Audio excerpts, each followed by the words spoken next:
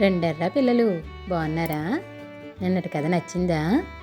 మరి నేను చెప్పే కొత్త కొత్త కథలు వినడానికి నా ఛానల్ని సబ్స్క్రైబ్ చేసి లైక్ చేయండి. మరి మీరు నా ఛానల్ని సబ్స్క్రైబ్ చేసి కథలు వింటే నాకు ఎంతో హుషారుగా ఉంటుంది కదర్రా.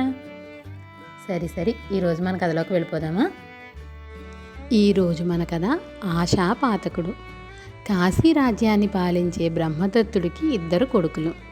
తనకు అవసాన కాలం సమీపించగానే రాజు పెద్దవాడికి రాజ్యం ఇచ్చి చిన్నవాడిని సేనాధిపతిగా చేశాడు. తండ్రి తదనంతరం జ్యేష్ఠుడి పట్టాభిషేకానికి ఏర్పాట్లు జరిగినాయి. తీరా గద్దె ఎక్కే సమయాన అతడు నాకీ రాజ్యంతో పని లేదు, తమ్ముణ్ణి ఏలుకొని అంటూ వైరాగ్యంలో పడ్డాడు. అతడు కాశీరాజ్యం విడిచిపోయి ఎక్కడో దూరాన ఉండే ఒక సామంత రాజ్యం చేరుకున్నాడు. అక్కడ ఒక ధనికుడి ఇంట కొలువుకు కుదురుకొని కాయా కష్టంతో కాలక్షేపం చేయసాగాడు. కొంతకాలానికి కాశీరాజ్యం నుండి కొందరు ఉద్యోగులు భూములు తనిఖీ చేసి పన్నులు విధించే పని మీద ఆ రాజ్యానికి వచ్చారు. వారు ధనవంతుని ఇంట ఉన్న రాజకుమారుని ఆనవాలు పట్టి అతని పట్ల భక్తి చూపారు. ఈ సంగతి తెలియగానే ఆ ధనవంతుడు రాజకుమారుని వద్దకు వచ్చి, కాశీరాజైన మీ తమ్ముడికి జాబు వ్రాసి నాకు పన్నులు తగ్గేట్టు చూడవలసింది అని కోరాడు. రాజకుమారుడు అలానే చేశాడు. కాశీరాజు ఒప్పుకున్నాడు. ఇది వెల్లడి కాగానే గ్రామస్తులు అనేక మంది వచ్చి తమకు కూడా భూమి పన్నులు చెల్లించమని రాజుగారికి వ్రాయమంటూ వేధించారు. అందరి తరపున రాజకుమారుడు విజ్ఞాపనలు రాసి కాశీరాజుకు పంపాడు. అందరికీ కోరిన ప్రకారం భూమి పన్నులు తగ్గినాయి. నాటి నుంచి ప్రజలు వారు ఇయ్యవలసిన పన్నులను పట్టుకువచ్చి రాజకుమారునికే చెల్లించి పుచ్చుకోమని నిర్బంధింపజొచ్చారు. అతనికి లోకులు బ్రహ్మరథం పట్టారు. రాజకుమారునికి వైరాగ్యభావం పోయి మళ్ళీ రాజ్యకాంక్ష అంకురించింది.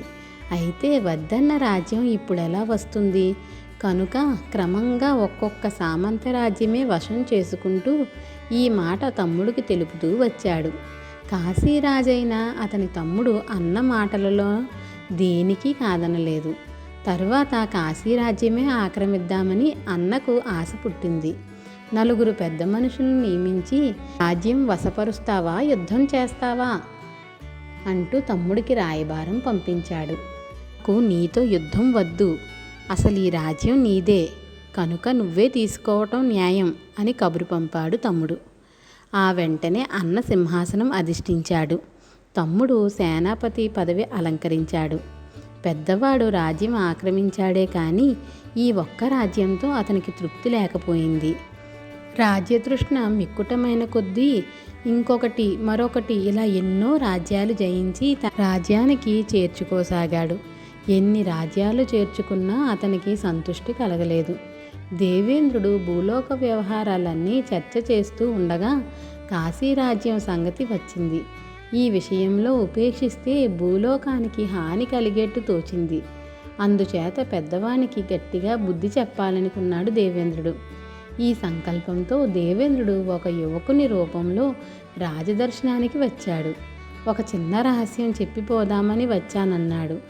వెంటనే రాజు ఆ యువకుణ్ణి అమితోత్సాహంతో తన అంతఃపురంలోనికి తీసుకుపోయాడు.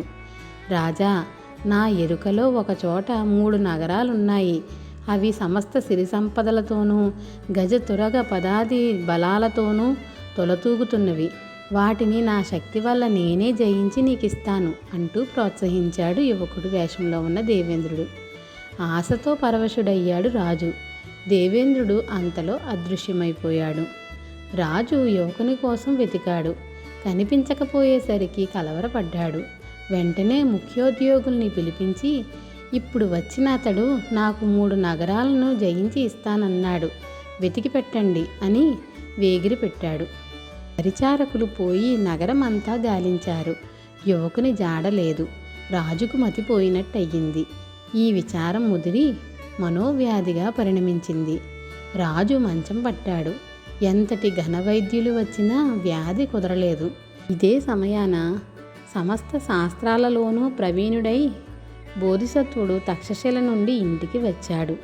రాజు సంగతి తెలిసి కోటకు వెళ్ళి వ్యాధి నేను కుదురుస్తాను అని కబురు చేశాడు. లోపలికి రమ్మన్నాడు రాజు. మీ బాధ ఏమిటి అని అడిగాడు బోధిసత్వుడు. అప్పుడు రాజు ఆవేశంతో తనకు ఆనాడు యువకుడు 3 మహానగరాల వాగ్దానం చేయడం దగ్గర నుంచి జరిగిందంతా వివరంగా చెప్పాడు. అప్పటి నుంచి నాకీ జబ్బు పట్టుకుని పీడిస్తున్నది, కుదర్చగలవేమో చూడు అన్నాడు. రాజా, ఈ విధంగా మనోవేదన పడుతూ ఉంటే ఆ మహానగరాలను జయించడం సాధ్యం అవుతుందా అని ప్రశ్నించాడు బోధిసత్వుడు. సాధ్యం కాదు అన్నాడు రాజు. ఆరపడి ఏమీ లాభం లేదు. ఈ ప్రపంచంలో ప్రతి వస్తువు కొంతకాలానికల్లా నశించిపోతున్నదే కదా అని అడిగాడు బోధిసత్వుడు. రాజు అవును అన్నాడు. ప్రతి జీవుడు ప్రాణం పోవటంతో దేహాన్ని సైతం ఇక్కడ వదిలిపోవాల్సిందే కదా అని మళ్ళీ అడిగాడు బోధిసత్వుడు. ఒప్పుకున్నాడు రాజు. కనుక రాజా, 3 కాదు 30 మహానగరాలు సంపాదించినప్పటికీ నీవు ఎక్కువ సుఖపడేది లేదు. ఏదీ శాశ్వతం కాదు. ఆశ అనేది ఒక పెనుభూతం, దానికి అంతు లేదు. ఆశకు మానవుడు లొంగి ఉన్నప్పుడు ఇప్పుడు నీకు పట్టుకున్నలాగే మనోవ్యాధి పట్టుకు పీడిస్తుంది. దీని పీడ తప్పించుకోవాలంటే మనసులో కలిగే కోరికలను ఒక హద్దులో ఉంచాలి, దాటనీయరాదు. ఉప్పుకి సరిగ్గా సరిపడేట్టు చర్మకారుడు ఎలా చర్మం కోస్తాడో అలా జీవితంలో మనకు ఉపయోగపడేటంత వరకే కోరికల్ని అతిశయించనీయాలి. హద్దు దాటనీయొచ్చా? ఆజ్యం పోసిన అగ్నిజ్వాలలాగా కోరికలు విజృంభించి ప్రమాదకరమవుతాయి అని చెప్పేసరికి రాజుకు మనశ్శాంతి కలిగి క్రమంగా వ్యాధి నయమైంది. రాజు కోరిక పైన బోధిసత్వుడు మరెన్నో ధర్మబోధలు చేసి జీవితాంతం వరకు దేశికుడిగా రాజ్యపాలనలో అవసరమైన సలహాలు ఇస్తూ ఉండేవాడు. పిల్లలు, కథ నచ్చిందా? అయితే లైక్ చేసి షేర్ చేయండి, మరి అలాగే సబ్స్క్రైబ్ కూడా చేయండిరా. పిల్లలు, నా కథలు ఎలా ఉన్నాయో మీరు కామెంట్ల రూపంలో కూడా పెట్టండి. అలాగే మీరు ఎలాంటి కథలు వినాలనుకుంటున్నారో కూడా నాకు కామెంట్లలో పెట్టండి, సరేనా?